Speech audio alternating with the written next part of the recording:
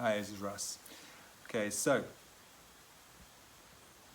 another common concern that people have is about what about the pests, right? Yeah, I want to grow things in my garden. I understand that I can grow things and they're going to be much more healthy than if I'm buying it from the supermarket and it's been full of chemicals and all the rest of it. I get it. So I want to grow things, but I'm pretty sure if I grow things in my garden, they're going to get destroyed, by slugs, snails, aphids, a bunch of other insects. Okay, so the question we've got to ask ourselves is why are these pests there? Okay, and who should be eating those pests? So in a well balanced ecosystem, okay, we don't have pest problems. It's not to say the pests don't exist. It's to say that yes, they exist. Yes, they're going to eat a little bit of your food, but there's somebody else in this ecosystem who will eat them and bring their population into check. Okay, so as long as we've got the pests, yes, but if we've got predators of the pests, then we've always got that balance.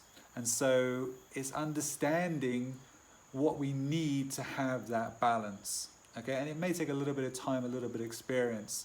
And yeah, you're going to lose a little bit of your food, but the idea is it's not all for you. You've got to have that mentality of I'm okay with losing a bit of it. It's not okay to lose all of it. That's when you get a plague problem, and a plague problem means that we haven't got a balance.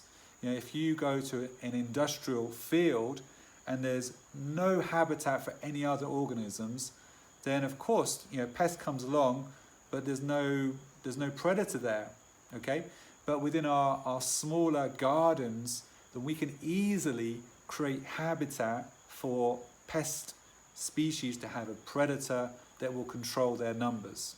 Okay, so some really easy things we can do that are actually going to give us a lot of beauty into our gardens is include a pond, any kind of water feature, so we can actually have fish. They could be ornamental, they could be for consumption. As long as we don't want sort of just a one big whole cement pond. You want to have ledges and different layers and levels so that you can have different plants at different layers. You can have different organisms. You want to have some rocks in there, and what's going to live in there? You're going to have things like frogs, toads. You're going to have dragonflies and damselflies. Buzzing around. You want to have some branches maybe hanging over the top of the water so they can perch.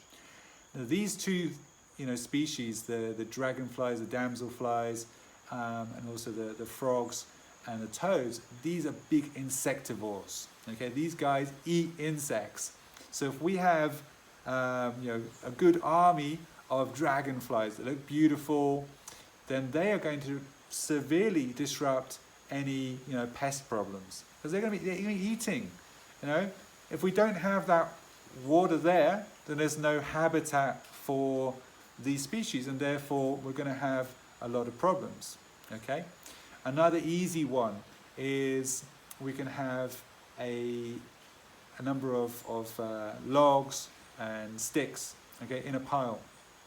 And again, that's going to give a habitat for beneficial organisms to hide out, right? You can get all kinds of creepy crawlies, you might want to call it, who live in that log pile, okay? Some people might want to go as far as creating an insect hotel, okay? It's like a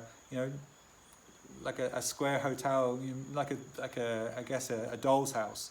But each of the sections, instead of having little miniature dolls in there, you can have different shapes, so that you've got different insects that this little round hole, you find this type of insect there, this triangular one, a different kind of insect. And so again, we're creating habitat, so we're getting that balance. If you look at nature and observe how nature is, then you see that it's not just one species. It's not a monoculture. There's biodiversity, there's different layers, and it's that collection of organisms that are living together in some sort of harmony, but there's also that competition element, that you don't get these massive population increases of pests. They're there, yes they're there. If you don't have any pests and you've got no predators, there's no food for them either. So we've got to have that balance where we accept small losses in our garden, and we can certainly exclude, we can use netting, we can use colours to disrupt and distract some of our predator insect problems as well. So we don't have to just accept things are on their own, and we can utilize some sprays like neem oil, which is not native from Europe. It's a one from India, but it's a natural insecticide which can be utilized. You can even if you've got aphids attacking things, you can get soapy water, wash things off. So there's other tactics you can use as well to kind of make sure that you don't have big pest problems.